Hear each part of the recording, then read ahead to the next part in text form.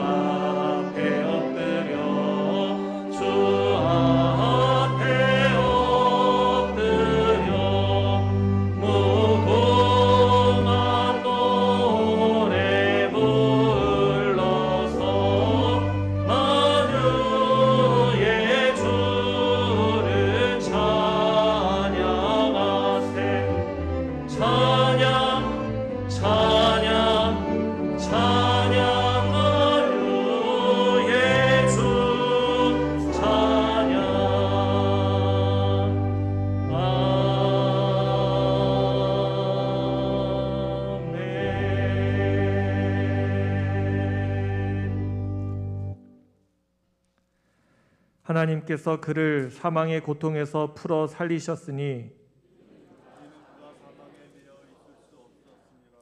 우리 주 예수 그리스도로 말미암아 우리에게 승리를 주시는 하나님께 감사하노니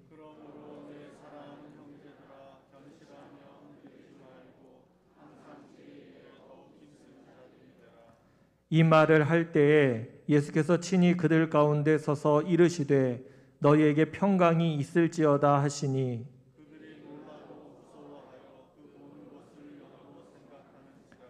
예수께서 이르시되 어찌하여 두려워하며 어찌하여 마음에 의심이 일어나느냐.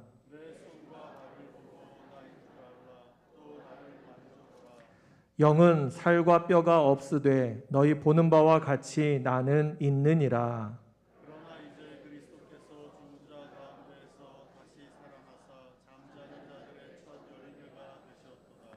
예수께서 이르시되 나는 부활이요 생명이니 나를 믿는 자는 죽어도 살겠고 무릇 살아서 나를 믿는 자는 영원히 죽지 아니하리니 이것을 내가 믿느냐.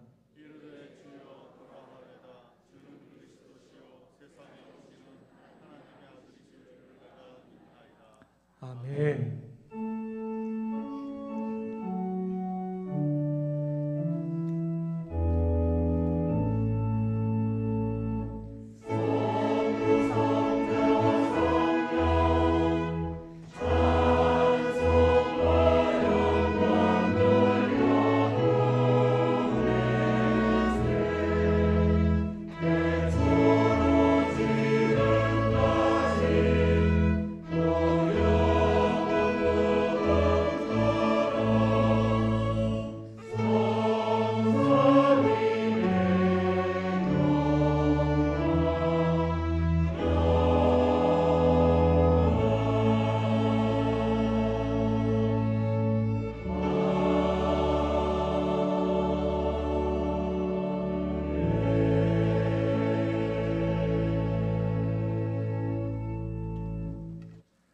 전능하사 천지를 만드신 하나님 아버지를 내가 믿사오며 그 외아들 우리 주 예수 그리스도를 믿사오니 이는 성령으로 잉태하사 동정녀 마리아에게 본디오 빌라도에게 고난을 받으사 십자가에 못 박혀 죽으시고 장사한 지 사흘 만에 죽은 자 가운데서 다시 살아나시며 하늘에 오르사 전능하신 하나님 우편에 앉아 계시다가 저리로서 산자와 죽은 자를 심판하러 오시리라. 성령을 믿사오며 거룩한 공회와 성도가 서로 교통하는 것과 죄를 사하여 주시는 것과 몸이 다시 사는 것과 영원히 사는 것을 믿사옵나이다. 아멘.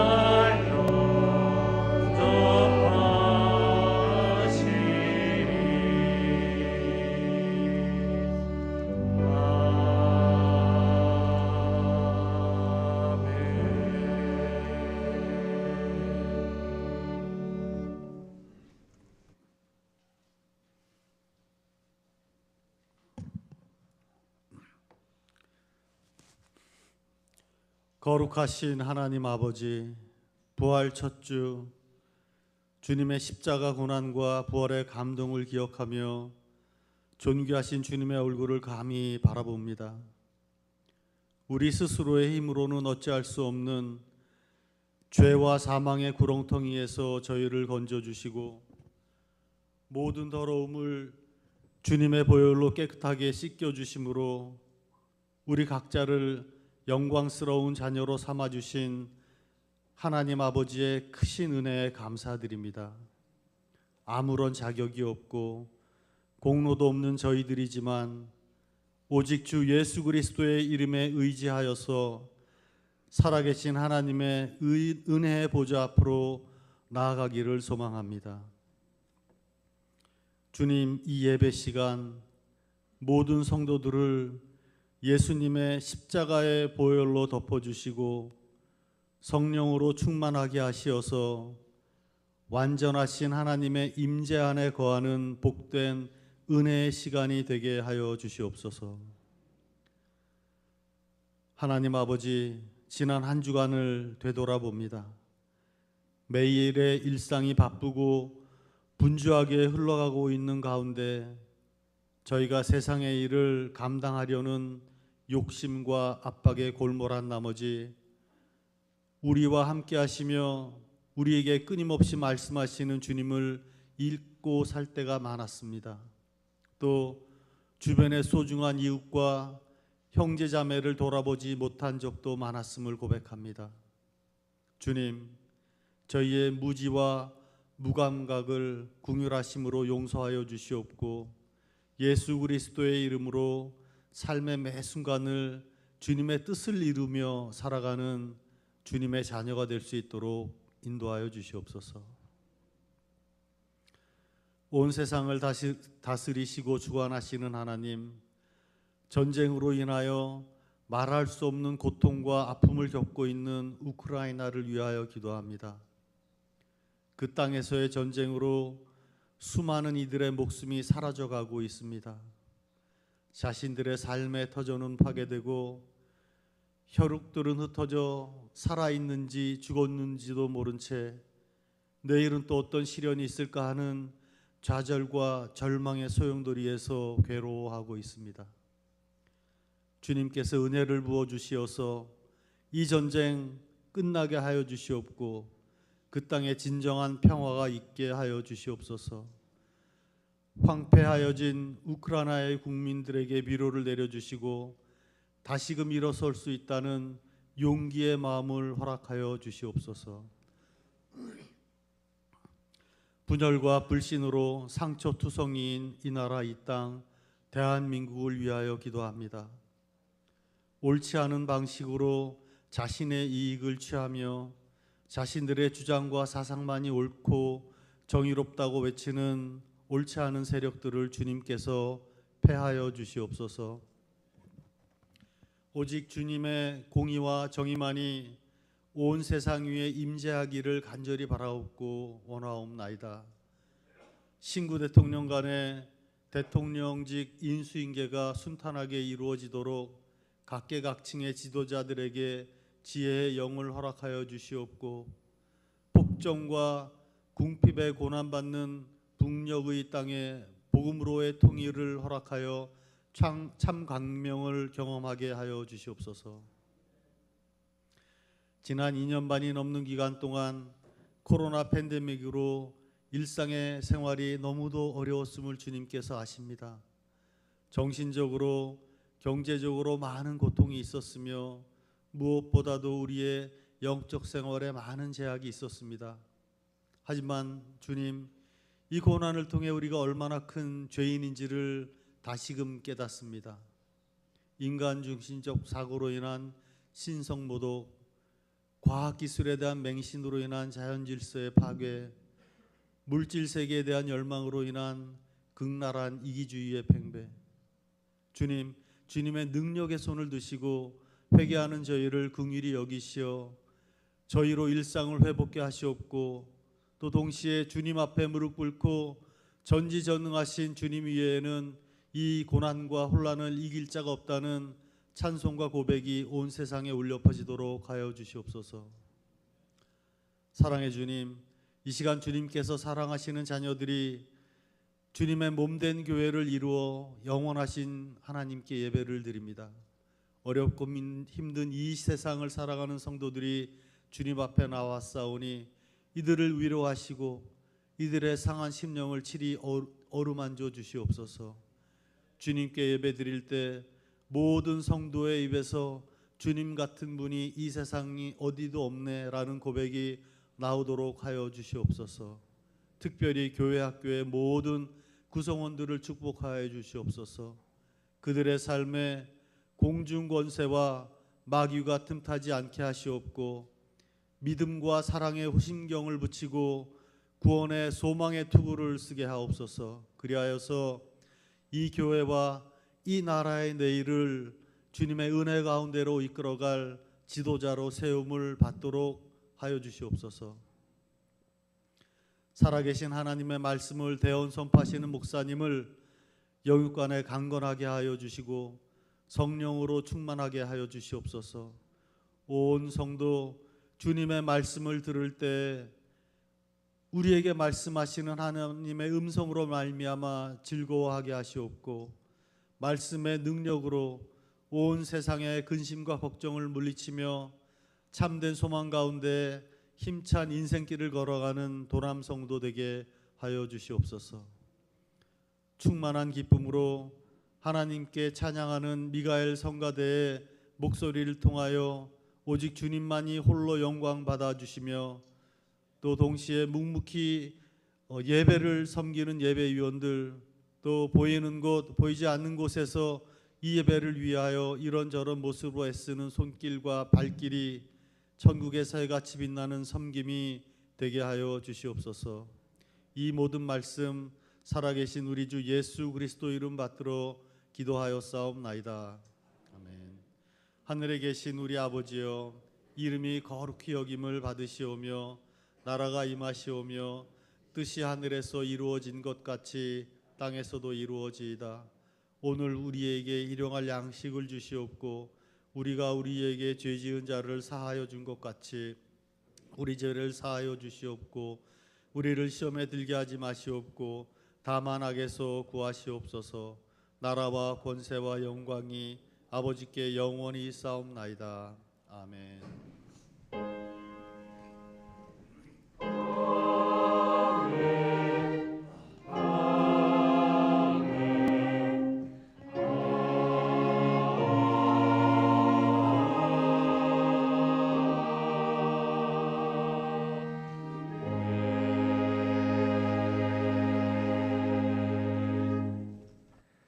교회 소식 알려드리겠습니다. 우리 다음 주일은 5월 첫째 주일로 지키면서 우리 특별히 어린이 주일로 함께 예배하게 됩니다.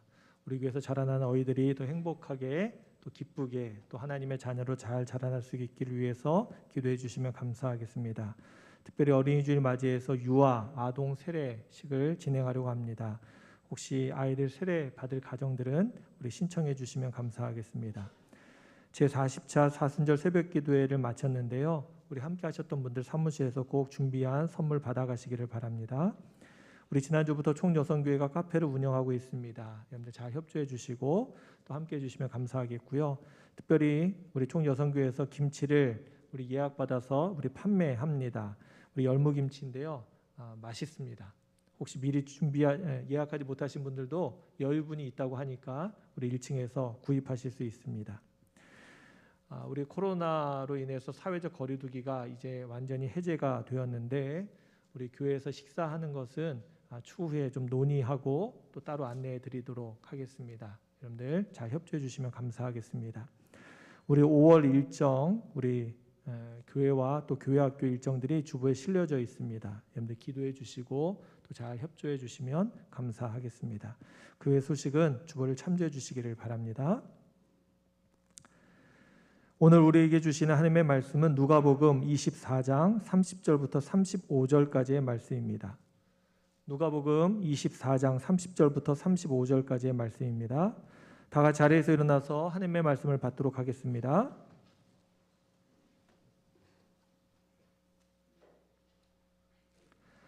그들과 함께 음식 잡수실 때에 떡을 가지사 축사하시고 떼어 그들에게 주시니 그들의 눈이 밝아져 그인 줄 알아보더니 예수는 그들에게 보이지 아니하시는지라. 그들이 서로 말하되 길에서 우리에게 말씀하시고 우리에게 성경을 풀어주실 때에 우리 속에서 마음이 뜨겁지 아니하더냐 하고 곧 그때로 일어나 예루살렘에 돌아가 보니 열한 제자 및 그들과 함께한 자들이 모여 있어 말하기를 주께서 과연 살아나시고 시몬에게 보이셨다 하는지라. 두 사람도 길에서 된 일과 예수께서 떡을 떼심으로 자기들에게 알려주신 것을 말하더라. 아멘.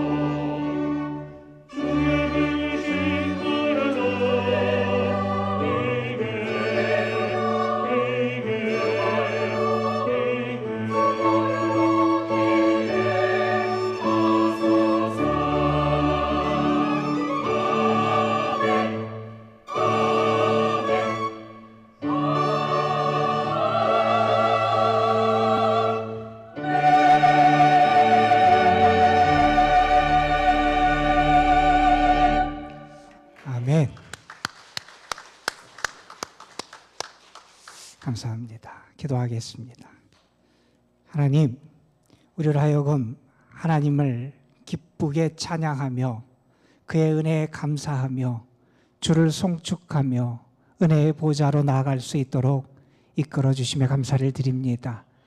우리의 영이 깨어 일어나 주님을 기뻐하게 하여 주시고 주님 때문에 감사하게 하여 주시고 우리의 마음속에 하늘의 행복이 가득가득 임하는 귀한 예배의 자리가 될 수 있도록 역사하여 주옵소서.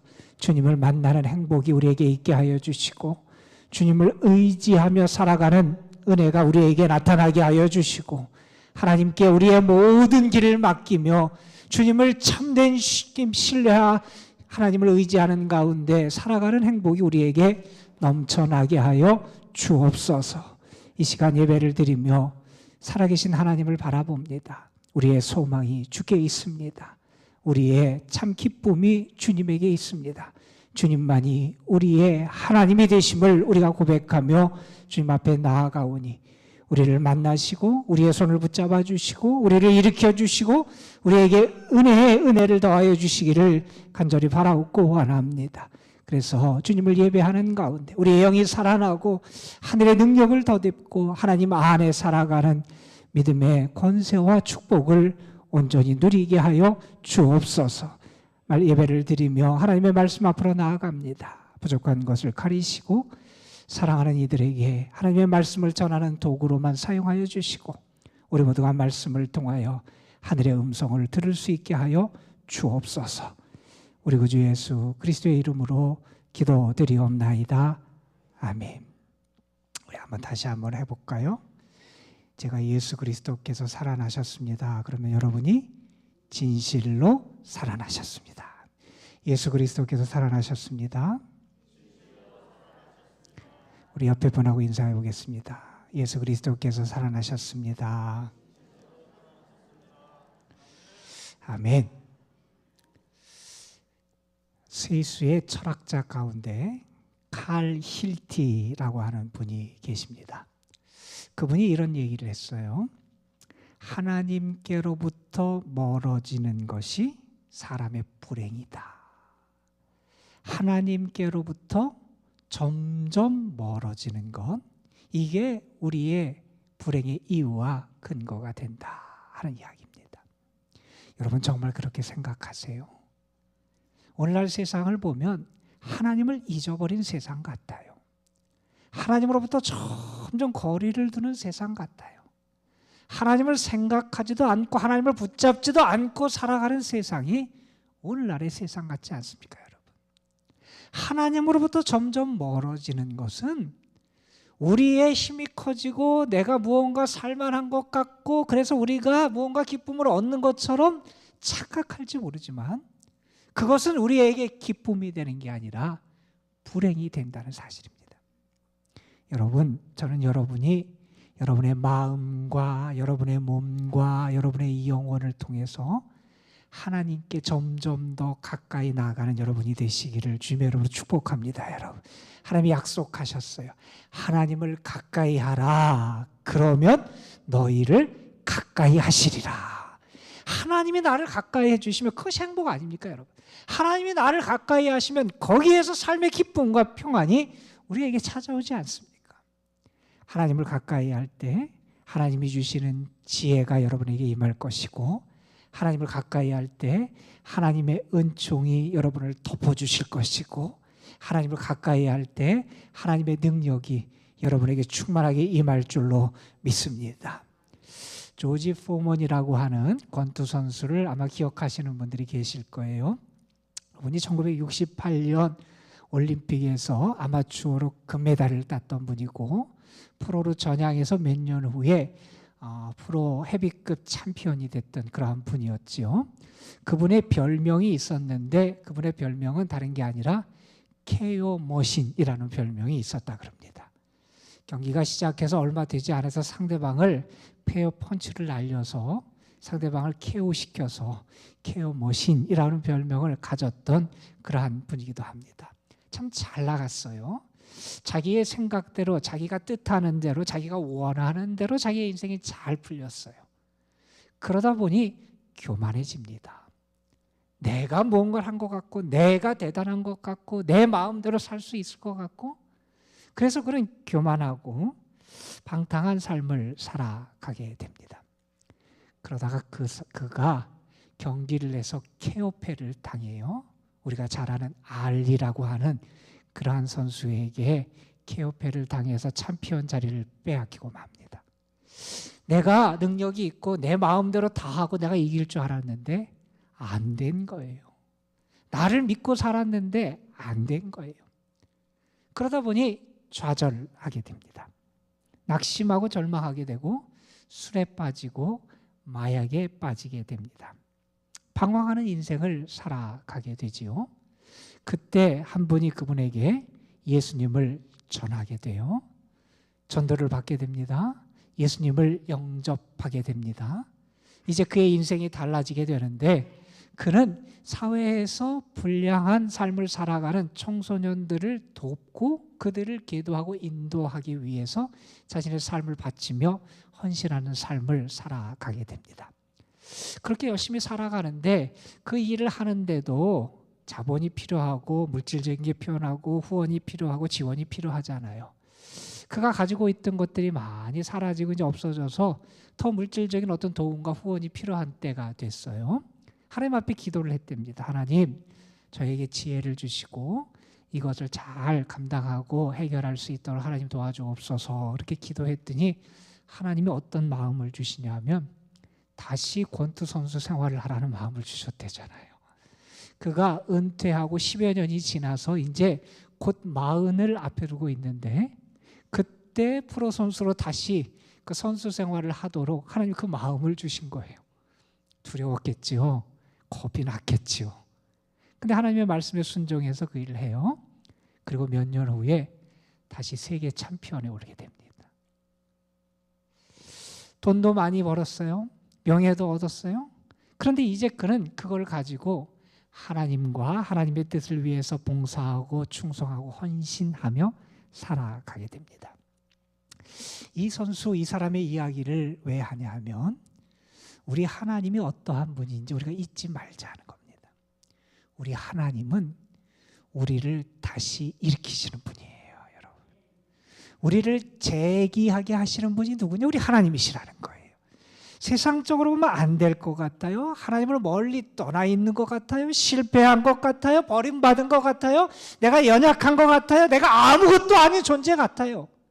그러나 우리가 그때 하나님을 바라보고 부활의 주님을 만나게 될 때 주님은 우리를 다시 일으키신다는 겁니다, 여러분. 주님은 우리로 하여금 다시 시작할 수 있는 은혜를 우리에게 허락해 주신다는 겁니다.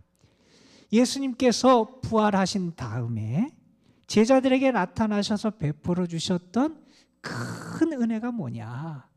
그들을 다시 붙잡으시고 그들을 다시 시작할 수 있게 하시고 그들을 다시 일으켜 주시는 그 은혜를 허락해 주신 것이다 하는 겁니다, 여러분. 지난 주일 우리가 부활절 예배를 드렸어요.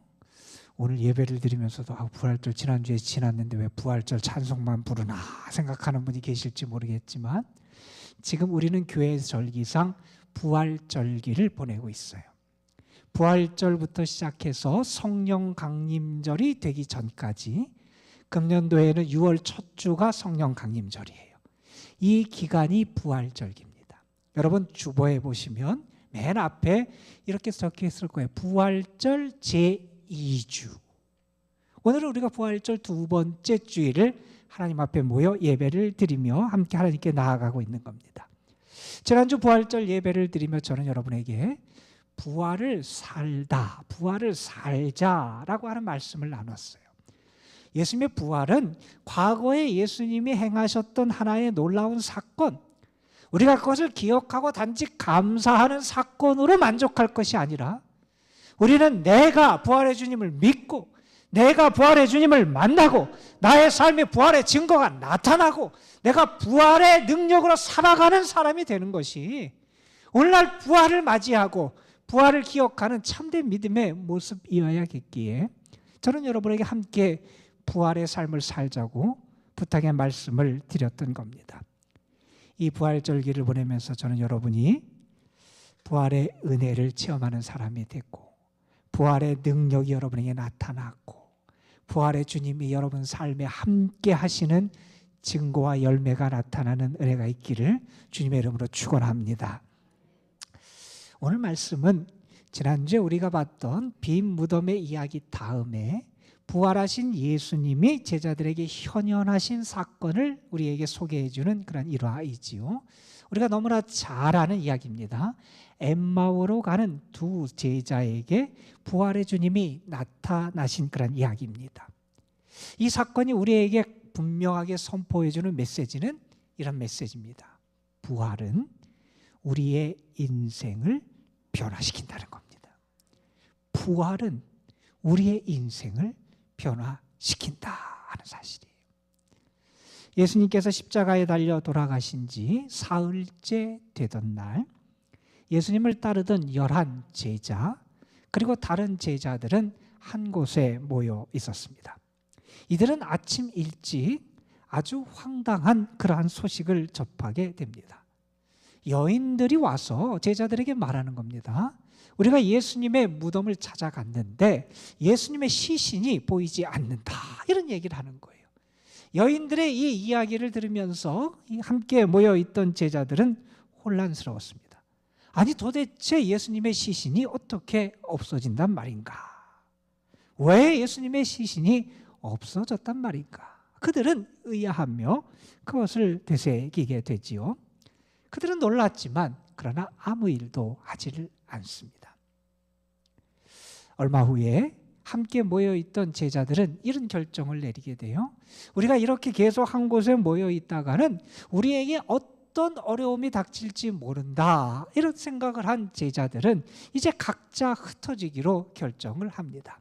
그래서 그들은 뿔뿔이 자기의 집으로, 자기의 고향으로, 자기가 의지할 수 있는 곳을 찾아서 길을 나서게 됩니다. 그 길을 나서서 뿔뿔이 흩어졌던 두 사람의 이야기를 오늘 말씀 우리에게 소개해주고 있는 겁니다. 오늘 성경 누가복음 24장은 그 중에 한 사람의 이름을 우리에게 밝혀줍니다. 그 한 사람의 이름이 글로바다 하는 사람이고 그 역시 예수님을 따르던 제자였다고 소개합니다. 그리고 다른 한 사람의 이름은 나타나지를 않습니다. 그들도 역시 마찬가지였어요. 그들도 이제 그들의 고향을 향해서 길을 나서고 있는 것이고 그들의 고향은 예루살렘에서 서쪽으로 약 11km, 12km 정도 떨어진 엠마오라고 하는 마을이었습니다. 그들이 엠마오를 향해 가는 모습을 성경은 우리에게 전하는데 그들은 얼굴에 슬픔이 가득했고 그들의 발걸음에는 힘이 없었습니다. 실망과 슬픔 속에서 그들의 발걸음을 내딛고 있었던 거죠. 그들은 함께 내려가면서 서로 대화를 나눠요. 그들이 서로 대화했던 대화의 주제는 다른 것이 아니라 예수님의 죽으심에 대한 거였습니다. 그들은 그들 앞에 벌어진 일을 도저히 이해할 수가 없었어요. 예수님의 죽으심의 그 사건을 그들이 수긍하기가 너무나 어려웠던 겁니다. 그렇게 놀라운 일을 행하셨던 그 주님, 우리에게 놀라운 역사를 행하셨던 그 예수님이 너무나 처참하게, 너무나 무력하게 십자가에서 돌아가신 겁니다. 아니, 이것을 우리가 어떻게 받아들여야 되느냐? 그 예수님이 왜 저렇게 힘없이, 왜 저렇게 무력하게 저 십자가에 달려서 예수님께서 돌아가셨을까? 처참하게 저렇게 왜 돌아가셨을까? 그들은 그 사실을 이해할 수 없어서 서로 대화를 하고 있습니다. 자, 그때 부활하신 예수님이 그들에게 나타나십니다. 예수님은 그들에게 나타나셔서 물으십니다. 도대체 무슨 대화를 그렇게 진지하게 하고 있습니까? 물론 예수님이 몰라서 물으신 것은 아니지요. 그들이 어떤 생각을 하고 어떻게 알고 있는지를 예수님께서는 알기를 원하셔서 그들에게 이렇게 아마 물으셨던 것 같습니다.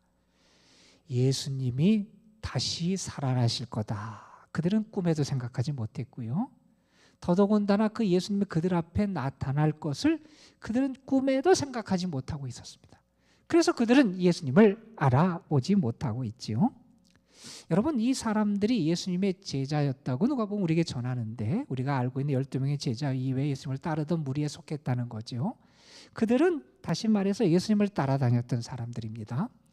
예수님에게 벌어졌던 일들에 대해서도 잘 알던 사람들이었습니다. 하지만 그들이 제대로 모르고 있는 것이 있다는 것을 오늘 본문이 우리에게 전해줘요. 먼저 그들은 예수님에 대해서 조금 잘못된 메시아관을 가지고 있었어요. 그들은 예수님에 대해서 뭐라고 생각했냐면 예수님은 우리를 저 로마 제국의 압제에서 풀어줄, 우리를 이 정치적으로 해방시켜줄 메시아다, 이렇게 기대를 하고 있었던 겁니다. 21절에 보면 이렇게 말하지요. 우리는 이 사람이 이스라엘을 속량할 자라고 바랐노라. 이 이스라엘을 저 애굽의 속박에서, 아니 저 로마의 속박에서부터 우리를 건져줄 사람, 그러한 분으로 우리가 기대했다는 거예요. 물론 그들이 예수님을 메시아로 생각한 것은 맞지요. 하지만 그들은 그들이 기대하는 정치적인 메시아로 상을 예수님에게 투영해서 그런 기대를 가지고 예수님을 따라다녔던 거죠. 하지만 그것은 그들이 오해했던 것이었죠. 예수님은 어떤 정치적인 혁명과 해방을 통해서 그들을 구원하시는 그러한 메시아는 아니셨잖아요. 사람들에게 복음을 선포하십니다. 회개케 하십니다. 하나님의 다스림을 알게 하십니다. 하나님 믿게 합니다. 하나님의 자녀가 되는 그들을 영적으로 구원하는 역사를 행하시는 영적인 메시아이셨지요. 또한 그들은 예수님에 대해서 모르고 있었는데 무엇을 모르고 있었냐면 그리스도가 왜 죽으셨는지를 그들은 알지 못하고 있습니다. 그래서 그들은 예수님이 돌아가신 다음에 실망하고 낙심한 가운데 흩어지고 만 거죠. 그들은 생각했습니다. 예수님은 정치적인 메시아 해방자고 그 예수님이 철저하게 실패했다고 생각합니다. 하지만 이것은 잘못된 생각이었죠. 물론 우리가 구약 성경을 봐도 하나님께서 보내실 메시아가 죽임을 당한다라고 하는 것은 참 찾아보기 어려운 그러한 내용입니다. 그래서 예수님 당시의 사람들도 유대인들도 그리스도가 죽는다라는 사실을 그들이 생각할 수 없었던 겁니다. 하지만 우리가 알잖아요. 예수님은 제자들에게 여러 번에 걸쳐서 가르쳐 주셨어요. 그리스도께서 인자가 사람들에게 넘겨지고 모욕과 고난을 당하고 십자가에 달려 죽으실 것을 예수님 여러 번 말씀하셨잖아요. 예수님은 이사야 53장의 말씀을 증거로 해서 그들에게 예수님이 왜 죽으시는지를 가르쳐 주셨습니다. 예수님은 그들의 죄를 담당하기 위하여 죽으셨다는 거죠. 여러분, 우리가 예수님과 제자들의 최후의 만찬을 기억하잖아요. 예수님께서 제자들에게 말씀하신 이것은 너희를 위해 내어주는 나의 몸이다. 이것은 너희와 하나님과의 새 언약을 맺기 위한 새 언약의 피다. 너희를 위해 흘린 내 피다.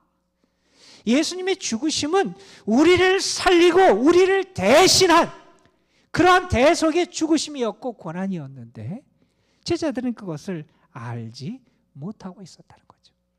뿐만 아니라 그들이 알지 못하고 있었던 사실이 있습니다. 그리스도께서 다시 살아나신다, 부활하신다는 사실을 그들은 알지 못하고 있었죠.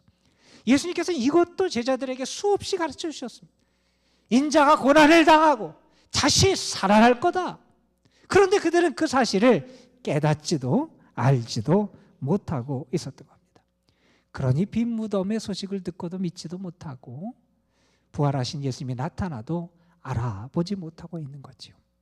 여러분, 이 세 가지는 우리가 늘 기억하고 제대로 알아야 될 신앙의 진실입니다. 여러분, 주님은 우리를 구원하시는 분이에요. 주님은 우리의 영혼을 살리시고 우리를 하나님의 자녀가 되게 하시고 우리를 의롭다고 하시는 우리의 참 메시아가 되시는 분이 우리 주님이시라는 겁니다. 주님이 왜 죽으셨습니까? 왜 고난을 당하셨습니까? 주님은 나를 살리기 위하여, 우리를 살리기 위하여 고난을 당하셨습니다. 그 주님은 다시 살아나셨습니다, 여러분. 이 두 제자가 예수님을 만나기 전에 그들이 엠마오를 향해서 걸어가는 모습은 참 처량하고 참 기운도 없고 슬픔에 가득한 모습이었습니다.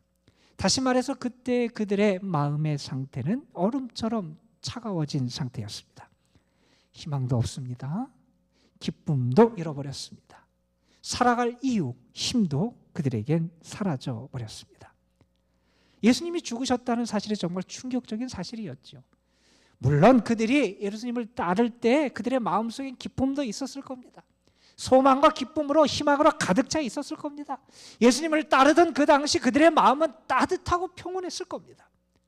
그런데 그 예수님이 갑자기 그것도 처참하게 십자가에 달려 돌아가십니다. 그 모습을 보면서 그들은 예수님이 실패했다고 생각하고 그 모습을 보면서 그들의 마음은 이제 소망이 사라지고 기쁨이 사라지고 마음이 얼음장처럼 차가워진 상태에 놓여 있었습니다. 그런데 여러분, 주님이 그들을 만나시면서 어떠한 일이 벌어집니까? 주님이 그들에게 말씀하세요. 주님이 그들에게 성경의 말씀을 해석해 주세요. 주님이 그들에게 주님이 함께 하시는 증거들을 나타내 보여주세요.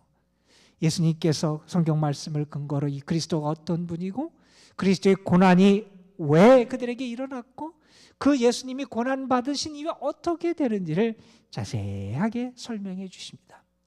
자, 그 일이 있은 다음에 제자들이 예수님과 함께 길을 계속 가서 그들의 엠마오라는 마을에 도착하게 됩니다. 그들의 목적지에 도착하게 돼요. 엠마오에 도착했는데 예수님은 계속 길을 가시겠다는 거예요. 그들이 지금까지 예수님과 함께 동행하면서 받은 바 은혜, 받은 바 위로가 아마 많이 있었던 것 같아요. 그들은 예수님을 붙잡습니다. 집에 초대합니다. 모셔드립니다. 정성껏 예수님께 음식을 대접합니다. 그때 예수님이 감사 기도를 하시고 빵을 떼주세요. 그때 그들의 눈이 열려지게 돼요. 예수님이 함께 하셨구나. 이분이 예수님이구나 하는 것을 알아보게 돼요. 그때 예수님이 사라지시지요. 부활하신 예수님 이미 시간과 공간을 초월하시면서 역사하고 계셨죠. 자, 그 다음에 그들이 무엇을 생각하냐 하면 그들이 길에 오면서 예수님과 대화하는 장면, 예수님을 만났던 그때를 떠올립니다. 내가 예수님을 만나고 예수님을 만났던 그때를 생각하니 그들의 마음속에 무엇이 생각되냐면 그때 우리의 마음이 뜨거웠었지. 예수님이 나를 만나시고 부활하신 주님이 나와 함께 하셨던 그때 우리가 걸어왔던 그 시간, 그 가운데 있을 때 우리의 마음을 주께서 뜨겁게 변화시켜 주셨었지라고 하는 것을 그들이 기억해 내게 된다는 겁니다. 오늘 말씀 32절입니다. 그들이 서로 말합니다. 길에서 우리에게 말씀하시고 우리에게 성경을 풀어주실 때에 우리 속에서 마음이 뜨겁지 아니하냐. 여러분, 부활의 주님을 만나면 마음이 달라질 줄로 믿습니다. 여러분, 우리의 마음이 뜨거워집니다. 여러분, 좌절하고 슬퍼하고 낙심하던 그 마음 속에 주님이 희망의 빛을 비춰주십니다. 주님의 소망을 주십니다. 주님의 위로가 있습니다. 주님의 함께 하심을 느끼게 됩니다. 내 마음 속에 기쁨이 가득 차게 됩니다. 여러분, 여러분의 마음이 뜨거워지는 역사가 부활의 주님을 통하여 나타날 줄로 믿습니다. 여러분, 음성 나완자촌이 있지요. 그곳에서 사역하시던 한 목사님의 고백 간증이에요. 하나님의 부름을 받고 그곳에 가서 첫 예배를 드렸던 날을 그분이 상기하면서 기록한 내용이에요.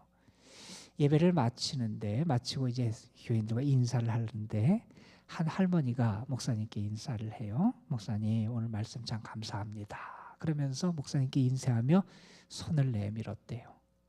근데 손가락이 없더래요. 처음 그 사람들을 대하면서 당황했는데 어떻게 해야 되나 그러다가 그 손 위에다가 자기 손을 이렇게 얹어놨대요. 그랬더니 그 할머니가 눈물을 흘리시더래요. 더 당황스럽죠?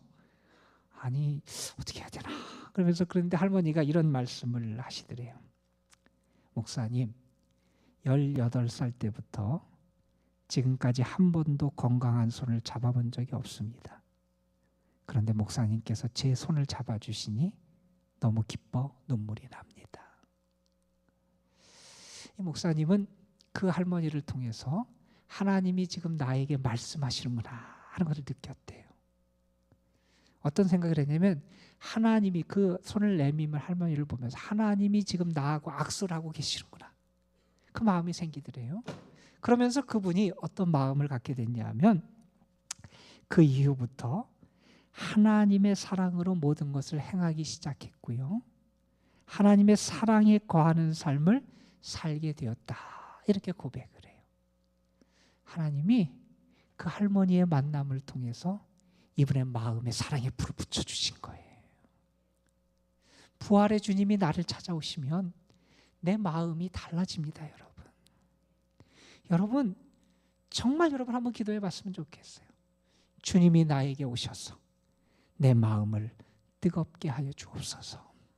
주님이 나에게 오셔서 내 마음에 기쁨과 소망의 빛을 비춰 주시옵소서. 주님이 나에게 오셔서 내 마음을 변화시켜 주시옵소서. 여러분, 이들이 이렇게 마음이 뜨거워졌어요. 자, 그 다음에 그들이 어떻게 합니까? 오늘 말씀에 보면 그들이 마음이 뜨거워짐을 깨닫고 느낀 다음에 했던 반응이 아주 분명하게 나타납니다. 그들의 삶이 달라져요. 그들이 실망해서 엠마오로 돌아왔어요. 엠마오는 그들에게 희망의 땅이 아니었어요. 절망의 땅이었어요. 그런데 그 땅에 지쳐서 슬퍼하며 돌아왔는데 그 오는 도중에 예수님을 만나고 예수님을 통해서 그들의 마음이 따뜻해지고 그들의 눈이 열린 다음에 그들은 벌떡 일어납니다. 예루살렘을 향해서 길을 떠납니다.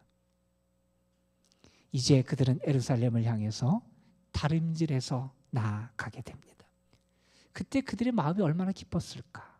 그들의 발걸음이 얼마나 가벼웠을까? 그들은 얼마나 빨리 달려갔을까? 아마 우리는 그들의 그 마음의 기쁨 상태와 모습을 충분히 짐작할 수 있을 겁니다. 벌떡 일어나서 예루살렘으로 달려갑니다. 달려가서 예수님의 부활을 전합니다. 우리가 예수님을 만났다고 전합니다. 그리고 그곳에서 예수님과 함께 새로운 역사를 시작하게 됩니다. 여러분은 지금 어디를 향해서 달려가고 계십니까? 여러분은 지금 무엇을 향해서 달려가고 계십니까? 여러분 지금 어떤 표정 모습으로 달려가고 계십니까? 여러분의 발걸음에 힘이 있습니까? 여러분의 얼굴에 기쁨이 빛나고 있습니까? 여러분의 가슴 속에 희망과 확신이 넘쳐나고 있습니까? 여러분, 부활의 주님이 오시면 우리 인생이 달라집니다, 여러분. 달라집니다. 저는 부활의 주님이 여러분의 인생을, 삶을 변화시켜 주시길 소망합니다. 우리가 이 부활절기를 보내면서 부활의 주님을 만나서 내 인생이 달라졌다고 고백할 수 있는 그런 부활의 증인들이 되어야 되지 않겠습니까, 여러분? 기독교 박해가 한참 심하던 로마 시대의 이야기입니다. 한 기독교 지도자가 잡혔어요. 황제에게 끌려가서 고문을 당했습니다. 황제가 이렇게 신하에게 명령합니다. 저 녀석을 독방에 쳐넣어라. 그랬더니 신하가 황제에게 이렇게 말합니다. 그것은 안 됩니다. 그러는 거예요. 황제가 황당했지요. 황제의 명령에 안 된다는 거예요. 저 녀석을 독방에 쳐넣어라. 왜 안 된다 그러냐. 그랬더니 신하가 이렇게 이야기를 하는 겁니다. 저 사람은 그리스도인입니다. 그리스도인은 독방을 좋아합니다. 독방에 넣으면 찬송하고 기도합니다. 그리고 우리 눈에 보이지는 않지만 예수의 영이 있어서 그들과 함께 한다고 말합니다. 독방에 넣는 건 저들에게 좋은 일만 시키는 겁니다. 그러는 거예요. 황제가 그래서 이렇게 얘기했대요. 그러면 저 흉악범들이 있는 저 방에 쳐넣어라. 그러면 흉악범들이 아마 괴롭힐 것을 생각하면서 그렇게 이야기했던 것 같습니다. 그래도 신하가 말합니다. 그것도 안 됩니다. 왜 안 되냐? 만약에 거기 넣으면 전도의 기회로 삼을 겁니다. 며칠 지나면 그 방을 예수쟁이들의 방으로 만들 겁니다. 황제가 어떻게 할까 고민하다가 이렇게 얘기했대요. 그러면 이 자를 데려다가 목을 쳐라. 죽이라는 거죠. 그랬더니 이 신하가 또 말합니다. 그것도 안 될 것 같습니다. 그것은 저들이 제일 좋아하는 겁니다. 저들이 제일 좋아하는 것은 순교입니다. 순교하는 것 저들에게 가장 큰 상급이 된다 그럽니다. 어떻게 하면 좋겠냐 그러면 신하가 얘기합니다. 속 편하게 석방해 주는 것이 좋을 듯합니다. 동화 같은 이야기인데 실제 있었던 이야기입니다, 여러분. 그리스도인은 세상이 감당할 수 없는 사람이에요. 세상이 감당할 수 없는 사람이에요. 어떻게 이게 가능합니까? 물론 우리 약합니다, 여러분. 우리 부족합니다. 우리 실패하기도 잘합니다. 그런데 여러분, 부활의 주님이 우리와 함께 하시면 됩니다, 여러분. 부활의 주님이 우리와 함께 하시면 됩니다. 부활의 주님을 만난 제자들, 인생의 발걸음이 달라졌어요. 방향이 달라졌어요. 마음이 달라졌어요. 그들의 눈이 열렸어요. 여러분의 삶에 부활의 주님으로 인한 참 변화의 역사가, 여러분의 삶에 부활의 참된 증거가 가득한 그러한 삶이 되시기를 주님의 이름으로 축원합니다. 기도하시겠습니다. 아버지 하나님, 부활을 믿는다고 말하지만 부활의 삶, 참된 능력, 부활의 증거를 저희들이 나타내지 못하고 살아갈 때 많이 있습니다. 하나님, 우리에게 은혜 주셔서 이제 부활의 주님을 만난 자, 부활의 주님과 함께 살아가는 자, 부활의 주님의 은혜를 입은 자답게 우리의 인생이 달라지게 하여 주시고 우리의 마음이 뜨거워지게 하여 주시고 우리의 눈이 열려지게 하여 주시고 우리의 삶의 열매들이 달라지게 하여 주옵소서. 부활의 주님으로 인한 참 변화의 모습이 우리의 삶에 더 풍성하게 나타날 수 있도록 인도하여 주옵소서. 우리 구주 예수 그리스도의 이름으로 기도드리옵나이다. 아멘. 한 가지 광고 사항을 좀 전해드리겠습니다. 오늘 아침에 들었는데 연락을 받았는데 우리 최진엽 장로님 우리 어머니께서 오늘 새벽에 하나님의 부르심을 받으셨습니다. 우리 장종혜 권사님 시어머님 되시는 어르신께서 오늘 하나님의 부르심을 받으셨고 그래서 내일 모레가 발인이 있고 교회에서는 내일 오전에 출발해서 우리 조문을 다녀올까 합니다. 빈소가 광주광역시예요. 그래서 멀어요. 그래서 함께 하실 분들 오늘 아마 예배 마치고 여러분에게 안내 문자, 보고 문자 할 테니까 여러분이 기억하시고 함께 하실 분들은 시간에 모여주시기를 부탁을 드리고 여러분 위해서 또 기도해 주시기를 부탁을 드립니다.